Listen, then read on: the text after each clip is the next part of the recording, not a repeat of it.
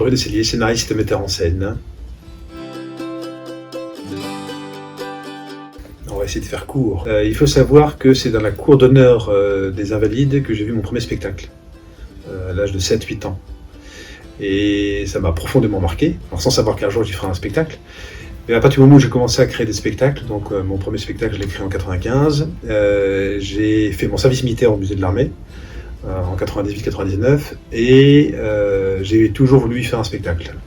Donc auparavant j'avais proposé 3 projets déjà aux Invalides, avant de proposer le 4e qui allait être la nuit aux Invalides.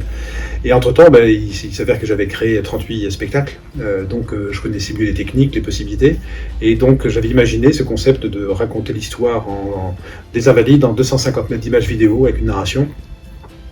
Et donc c'est un jour, j'étais prêt, et je me suis dit, voilà, il faut proposer ça. J'ai cherché un producteur, et c'est là que j'ai rencontré ceux qui allaient être les associés avec lesquels on a fondé Maclio, et qu'on a lancé la nuit aux Invalides. C'est un long mûrissement. Parce qu'au début, je voulais faire ça sur l'esplanade avec 1500 figurants, enfin un truc énorme et tout.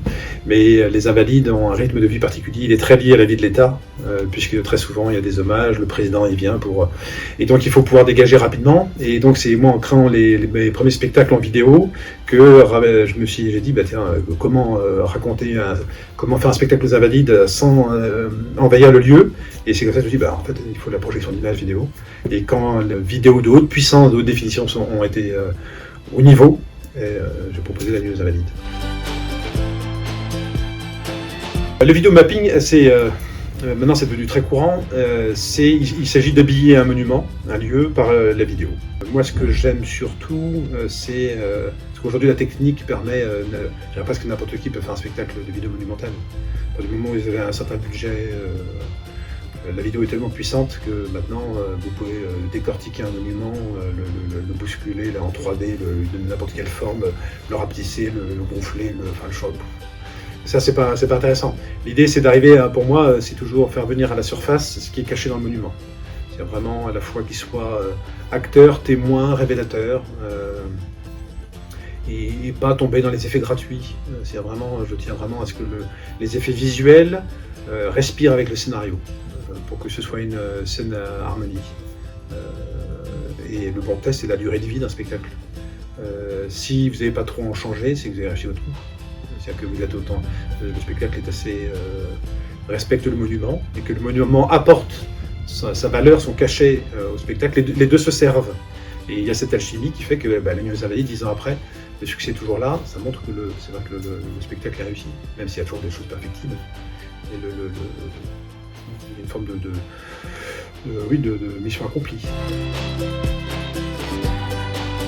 Napoléon, c'est presque pas le plus facile, mais parce qu'en entrant dans la cour, déjà, la statue de Sœur qui est là, la statue qui est là, qui vous domine.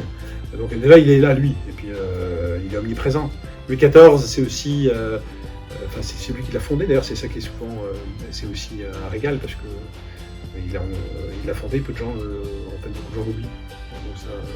Mais ce sont des thèmes. Je ne dis pas que c'est facile d'écrire un spectacle dans un lieu comme ça, mais là l'histoire est tellement, elle transpire tellement du monument que si vous faites bien votre boulot un minimum, c'est un régal. La difficulté, c'est de rester condensé. C'est indémodable, c'est-à-dire que c'est la magie de l'image géante en plus. Donc c'est pas sur un smartphone, c'est 250 mètres. Avec un son qui n'a eu de cesse de s'améliorer sur les ans, un son toujours plus précis et à la fois toujours plus enveloppant, toujours plus puissant. Et donc c'est cette capacité d'unir profondément l'alchimie profonde entre l'histoire, le patrimoine et la plus haute technologie. Et l'une n'écrase pas, la technologie sert la grande histoire et la rend accessible aux petits comme aux grands. Et les grands deviennent enfants en admirant un monument dans des atours absolument incroyables. Donc c'est la magie du spectacle, vraiment, c'est la magie du spectacle et de l'histoire, la nuit aux Invalides.